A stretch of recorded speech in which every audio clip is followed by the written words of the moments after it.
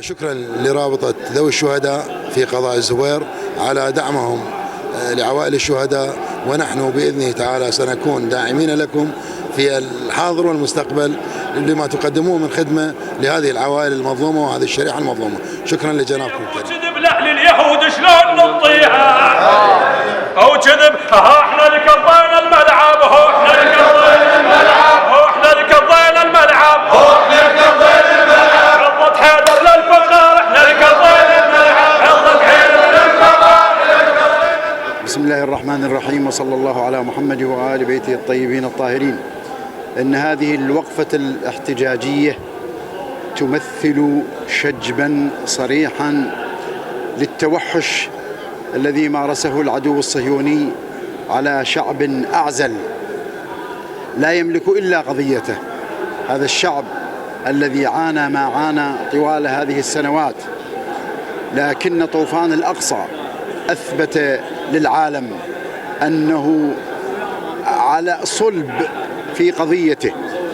نتمنى على الأمة الإسلامية وحكامها أن يقفوا الوقفة المشرفة من أجل القضية الفلسطينية.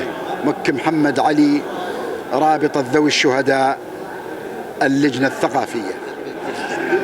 بسم الله الرحمن الرحيم. اليوم يقف أبناء الزبير وقفة مشرفة لمساندة إخوانهم في قطاع غزة بعد الهجوم البربري والوحشي على المسلمين وعلى أخواننا في فلسطين.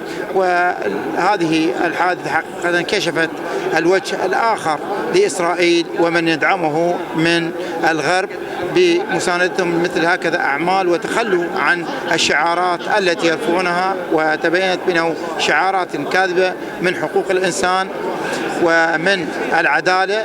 وللأسف ساندوا هذا الكيان الصهيوني المحتل للأرض. ما فعله الفلسطينيين باعتبارهم دولة محتلة من قبل محتل، وقاموا بعملية الأقصى حقيقة كرد لهذا الاحتلال. أما هجوم إسرائيل على تلك المنطقة أطفالا وشيوخا وحقيقة مسح قطاع كقطاع غزة، حقيقة هذه العملية يندهل الجبين، وحقيقة وصمة عار في وجه إسرائيل والغرب الداعم لها. بسم الله الرحمن الرحيم.